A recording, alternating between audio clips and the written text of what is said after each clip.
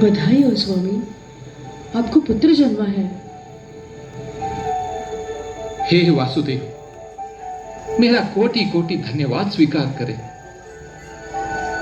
एकटू देखो तो, खोटो सुंदर मुखड़ा है मेरे लाल का। हाय, इसे मेरी आयु लग।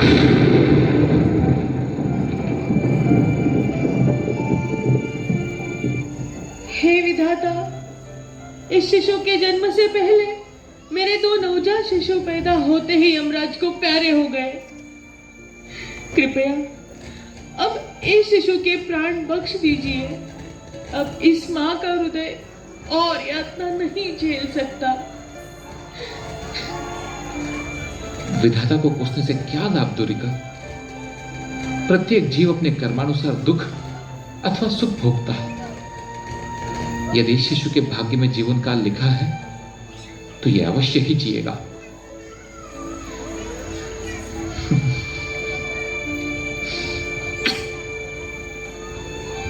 हम इसका नाम रखेंगे दुखी। दुखी? एमन एमन अपशगुन नाम क्यों स्वामी? वो इसलिए कि कदाचित यमराज जी को शिशु का नाम सुनकर इस पर दया आ जाए और इस विचार से इसके प्राण बख्श दे कि ये बेचारा तो वैसे ही दुखी है, मैं इसके प्राण हत्या से और दुखी क्यों करूं? यदि ऐसे अशुभ नाम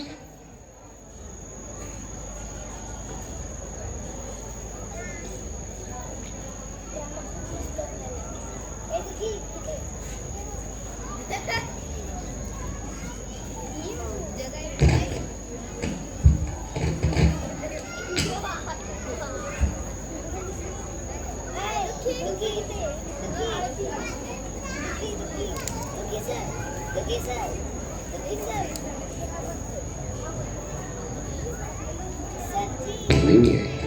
कारण चाहे जो भी हो, वो जिया। कारण चाहे देखते देखते वो दिन भी आ गया जब तू हमें छोड़कर जा रहा है। मैं आप दोनों को छोड़कर कभी जा ही नहीं सकता, परंतु मैं मेरे जन्म के माता पिता श्री श्री राधा कृष्ण से दूर हो चला हूं और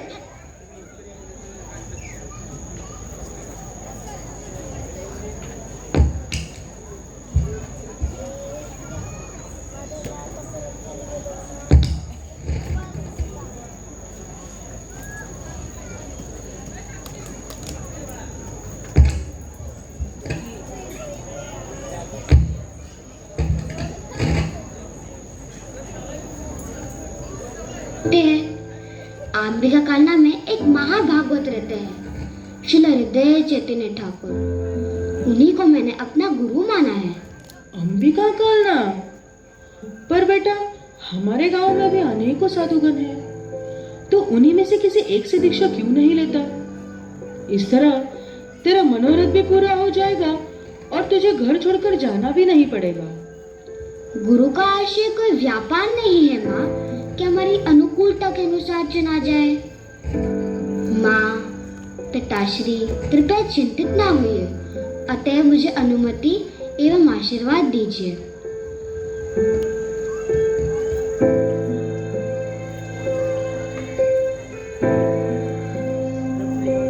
अंततः दुखी अंबिका कालना में श्री हृदय चैतन्य के पास जा पहुंचा।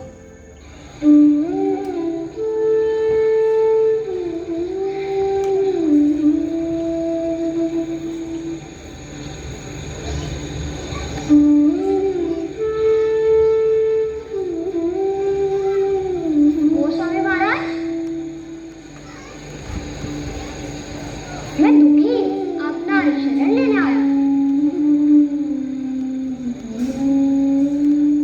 मेरी शरण ही क्यों?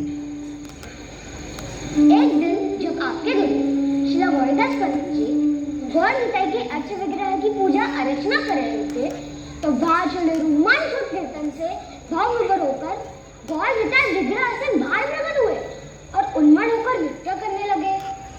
यह दृश्य देख आपके गुरुदेव एक छड़ी लेकर दोनों भाइयों को दंडित करने हेतु दौड़े और उनके दंड से बचने के लिए ग्वाल हिताई में भागने लगे। भगवान और एक भक्त के बीच यह प्रेम का एक अनोखा और अद्भुत आदान प्रदान था। श्री हरिदास पंडित जी महाप्रभु के पास महाप्रभु एक आश्रय ढूंढने लगे और अपने समक्ष आपको पाकर वे सीधे आपके हृदय में प्रवेश कर। हे महात्मा, आपकी भक्ति इतनी शुद्ध निर्मल है कि स्वयं महाप्रभु ने आपके हृदय में आश्रय लिया है। मैं आपका शरण इसलिए ले आया हूँ क्योंकि अपने हृदय में महाप्रभु को कैसे धारण किया जाए ये आपसे अच्छा और मुझे कोई नहीं सिखा सकता।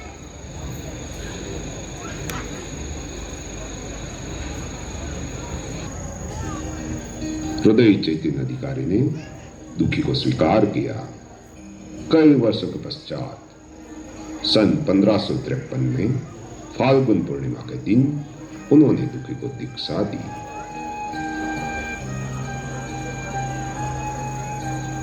दुखी नहीं, दुखी कृष्णदास, आज से यही तेरा नाम है।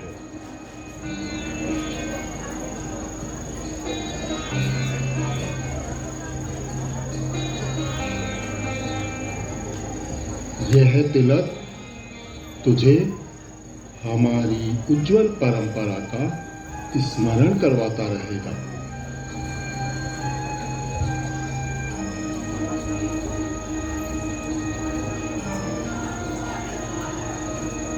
आज से निरंतर इस मंत्र का जाप करते रहें।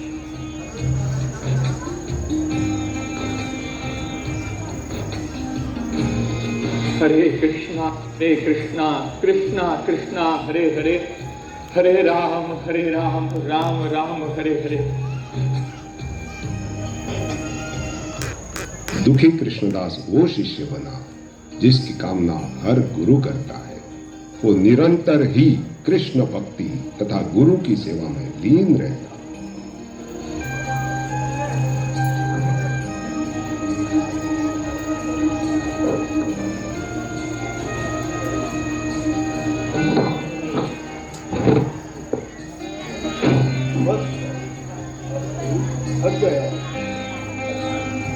थकान को भार उठाने से रुकेगा गुरुदेव। और जिस गुरु ने इस जीव के जन्म जन्मांतर के इंद्रिय तृप्ति के भोगों के आधार पर बने हुए सभी कर्मों का भार स्वयं उठा लिया हो, ऐसे गुरु की थोड़ी सी सेवा करनी है कैसे?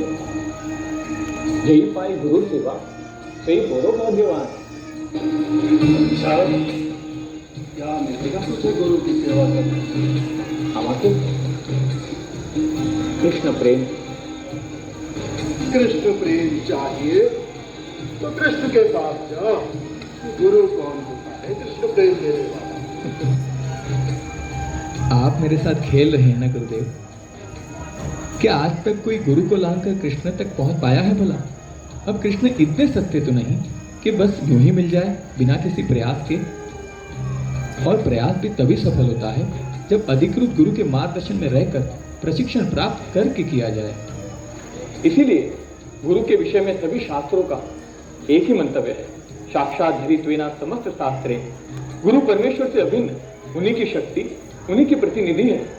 इसलिए प्रत्येक प्रामाणिक शिष्य अपने गुरु को उसी स्तर पर पूजना चाहिए जिस स्तर पर वो साक्षात भगवान को पूजता है। सच कहो तो आपका ये दुखी कृष्णदास कृष्ण को नहीं जानता और ना ही जान पाएगा। ये यदि कुछ जानता है तो केवल और केवल गुरु कृपा। दी तुझे मैंने अपनी कृपा। आज से हमारी परंपरा के सभी पूर्व आचार्यों की अनुकंपा सदैव तुम पर बनी रहे और शीघ्र ही श्री श्री राधा श्याम सुंदर की विशेष कृपा का तू पात्र बने। कल्याण मस्तु। गुरुदेव, कई वर्षों से मन में एक आश है। यदि आपकी आज्ञा हो तो मैं आपसे कुछ मांगना चाहता हूँ।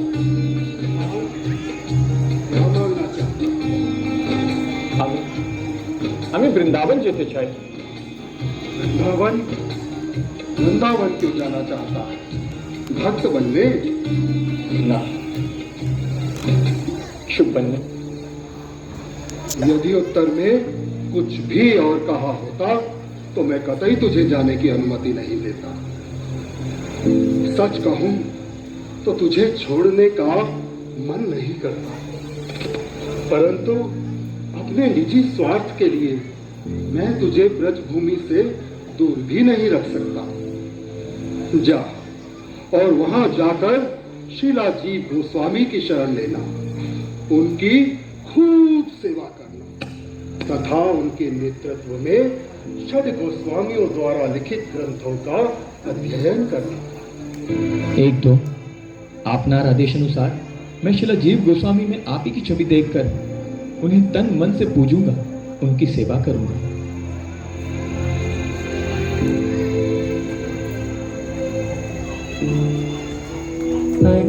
अन्याभिलाषिता शून्यम् ज्ञानकर्माद्यनावृतम्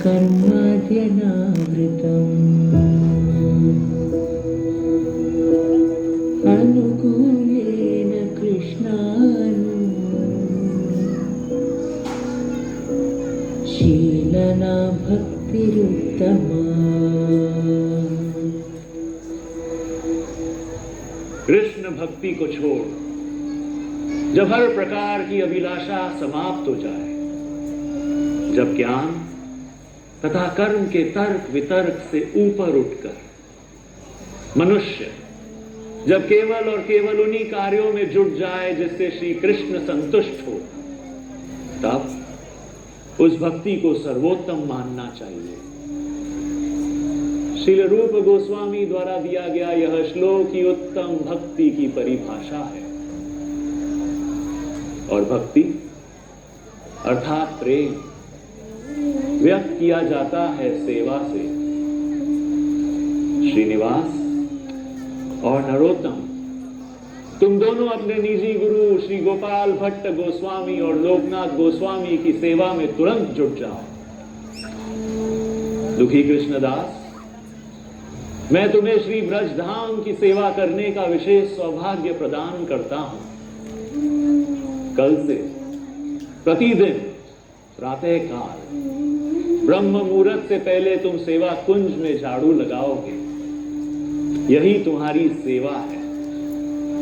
तुम तीनों का कल्याण हो।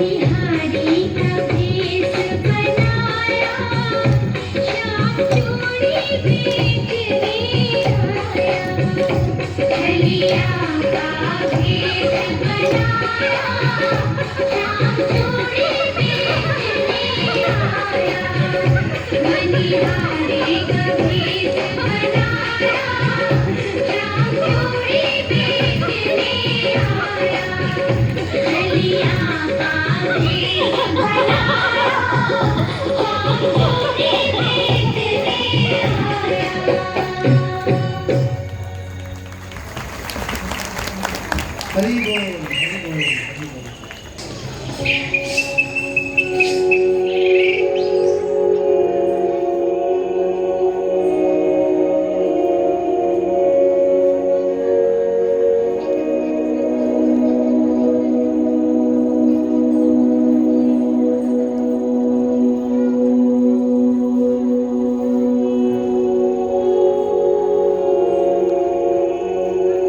यत्नतः संरक्षेति, इस दिव्य नुपुर को संभाल कर रखना।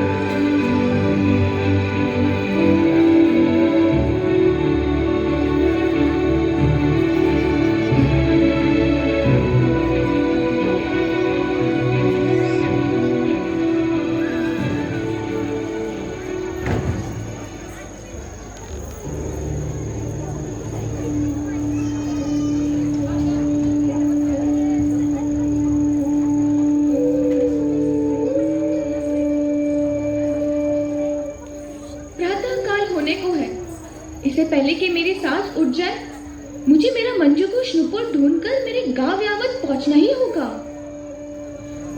मुझे घर पर ना पाकर मुझसे तरह तरह के प्रश्न पूछे जाएंगे। क्या उत्तर दूंगी मैं उन्हें कि मध्य रात्रि में चोरी छुपे कृष्ण से मिलने गई थी। फिर तो मेरा घर से बाहर निकलना दुष्कर हो जाएगा।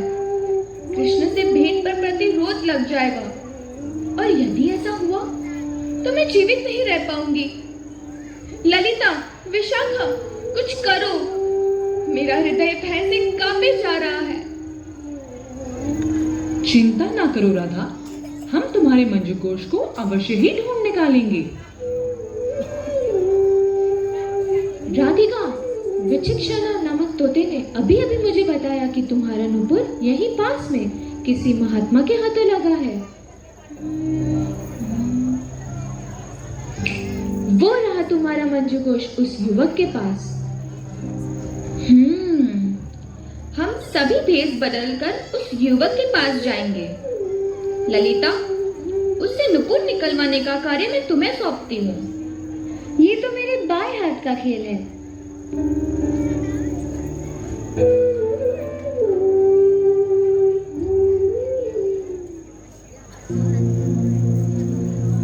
अरे सुनो भाई, मैं यावत गांव से कन्याकुब्जा ब्राह्मण स्त्री हूँ। क्या तुम्हें इस कुंज में झाड़ियों के बीच कोई नुपुर मिला है? हाँ, मिला है। मिला है तो दे दो मुझे। दे देता हूँ।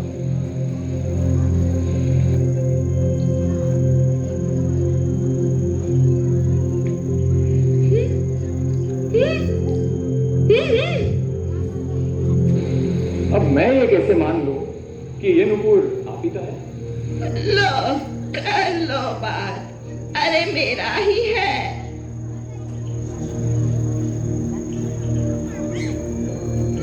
सच कहूं तो ये नुपुर मेरी बहू का है। कल शाम जमुना किनारे जब वो पुष्प तोड़ने गई, तभी उसका सामना एक भयावह सी से हुआ, जिसका वर्ण काले बादलों सा था। भय के मारे वो एकाएक भागी, तभी उसके पैरों से ये नुपुर गिर गया। झूठ? ये तुम कैसे कह सकते हो? अब ये नुपुर ऐसे दिव्य रत्नों से सुसज्जित है जो सामान्यतः पाए नहीं जाते। देख तो लगता है कि कोई अवश्य श्रीमंत या दैविक व्यक्ति ही इस नुपुर का वास्तविक अधिकारी हो सकता है। और आपको देखकर ऐसा लगता नहीं है कि आपकी बहू कोई श्रीमंत या कोई दैविक प्रकृति की हो?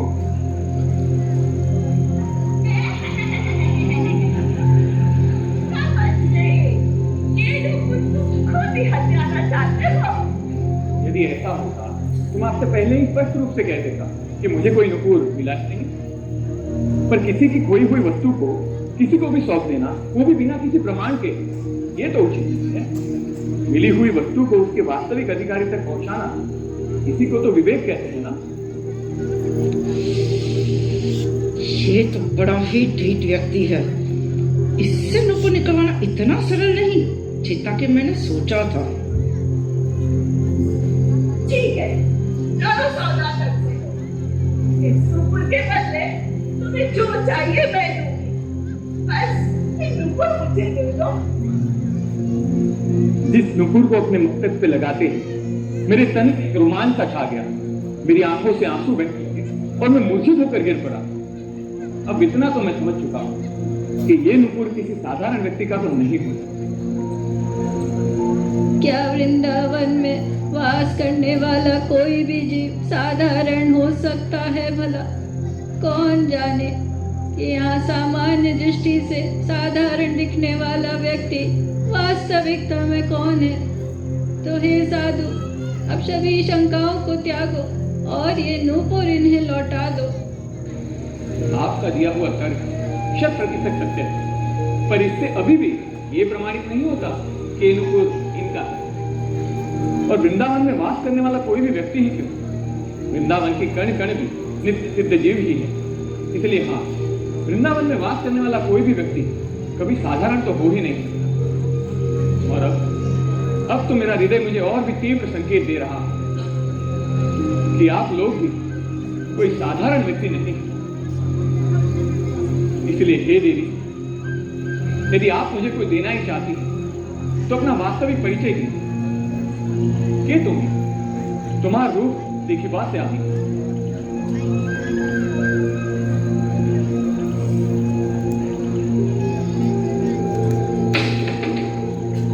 मैं तुम्हें मेरा वास्तविक रूप दिखा दूं, परंतु तुम्हारी ये नेत्र मेरे इस प्रज्वलित रूप का दृश्य सह नहीं सकेंगे। यदि आपकी कृपा है तो असंभव भी संभव हो सकता है।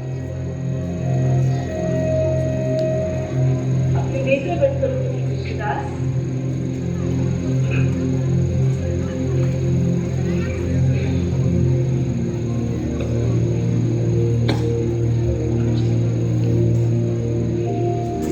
अब अपने नेत्र खोलो दुखी कृष्णदास।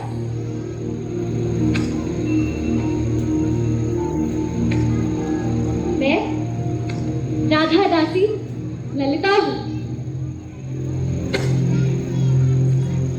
जय श्री शुद्ध कंचन गुंजाभा शुभ्रवस्त्र सुलोचना कोटि कंदर्प लावण्य कोटि धूम ललिता सखी।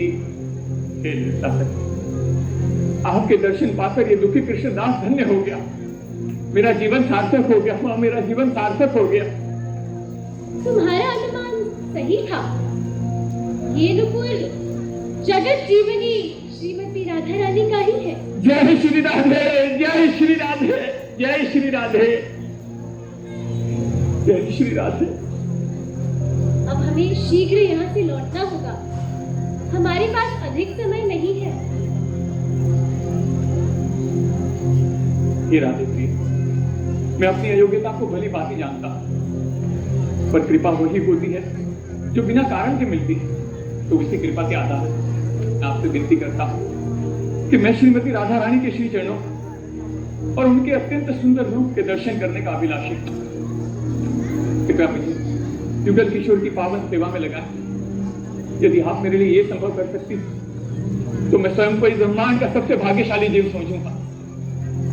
मुझ पर इतनी कृपा करें कि करुणा उस पर इतनी कृपा करें।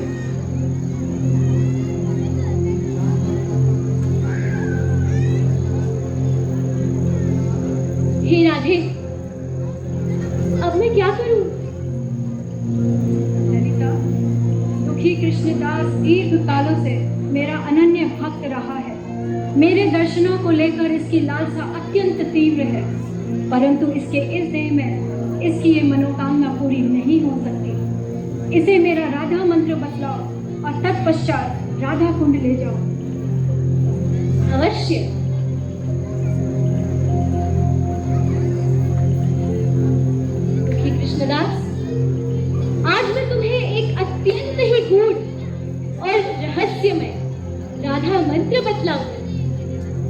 जब भी तुम इस मंत्र का जाप करोगे स्वयं को राधा रानी के श्री चरणों में पाओ।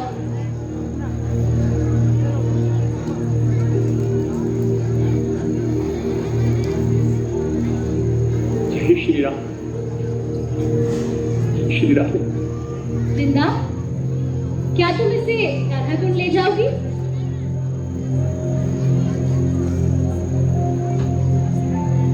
जय श्री राधे। राधा कुंड में स्नान करते समय इस मंत्र का ध्यान करना। आज तुम्हारे साथ कुछ अद्भुत घटने वाला है।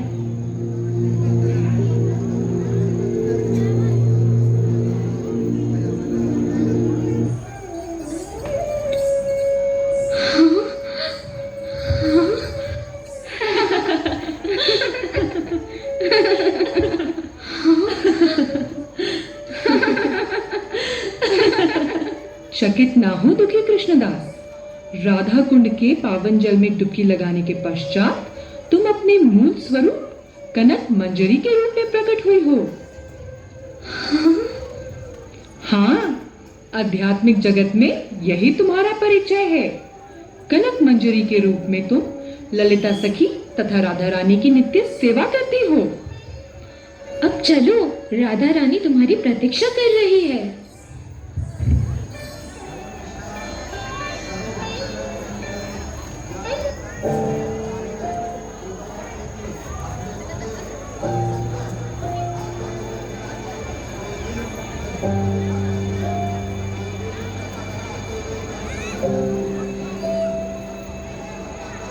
मखेश्वरी, क्रियेश्वरी, पदेश्वरी, सुरेश्वरी, त्रिवेद भारतीश्वरी, ब्रह्मांड शासदेश्वरी, रमेश्वरी, शमेश्वरी, प्रमोद काननेश्वरी, प्रजेश्वरी, प्रजाधिपे, श्री राधिके नमोस्तुते। हे राधे, जहाँ बड़े बड़े ऋषि मुनियों और तपस्वियों को भी आपके दर्शन दुर्लभ हैं, अहो भाग्य मेरे कि मुझे आपके दर्शन प्रदान हुए। ये तो केवल मेरे गुरु श्री हृदय ठाकुर की कृपा और आशीर्वाद का प्रताप है। मैं धन्य हो गई। कनक मंजरी, दुखी कृष्णदास के रूप में पिछले 12 वर्षों में तुमने निरंतर ही मेरे आराध्य श्री श्याम सुंदर के नाम जपते हुए बड़ी निष्ठा से सेवा कुछ की सेवा की है। तुम्हारे इसी सेवा भाव के कारण तुम इस योग्य हुए कि मेरे दर्शन पा सको। और तुम्हें क्या लगा मेरा नुपुर गलती से गिर गया था? नहीं, ये लीला तो मैंने अपनी स्वेच्छा से रची, केवल इसलिए ताकि मैं तुम पर अपनी कृपा बरसा सकूं। जब इस अभागन पर आपने इतनी कृपा की है तो कृपया एक कृपा और कर दीजिए। ये नुपुर मैं स्वयं आपके श्री चरणों में पहना सकूं, ऐसा अवसर प्रदान कीजिए।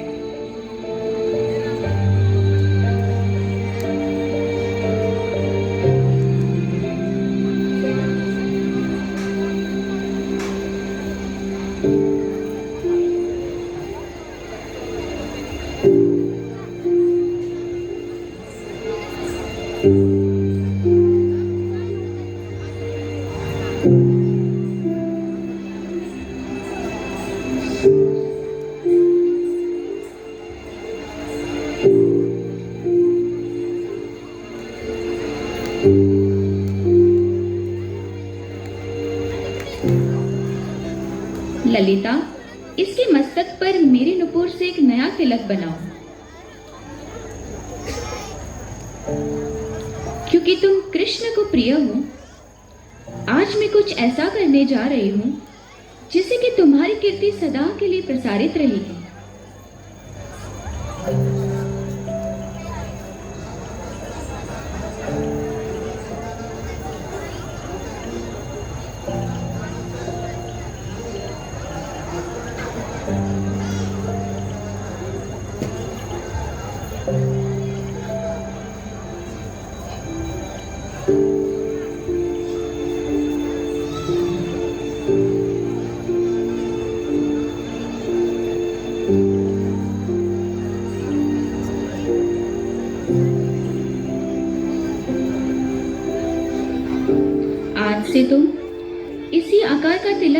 करोगे?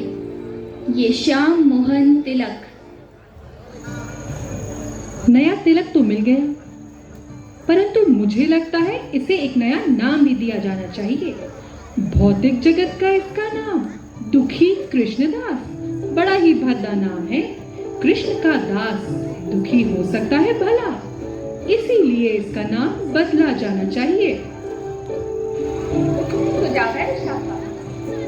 ललिता, कनक मंजरी तुम्हारी की चिट्ठी लिखा, इसे एक नया नाम देकर इसका जीवन मंगलकारी बनाओ।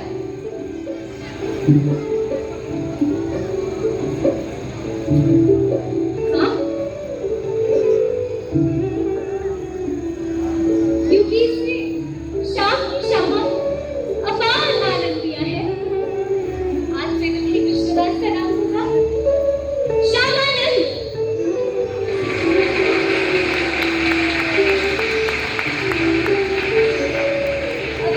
दास शेर खान की तरह अनेकों मुसलमानों ने श्यामानंद पंडित की शरण ली।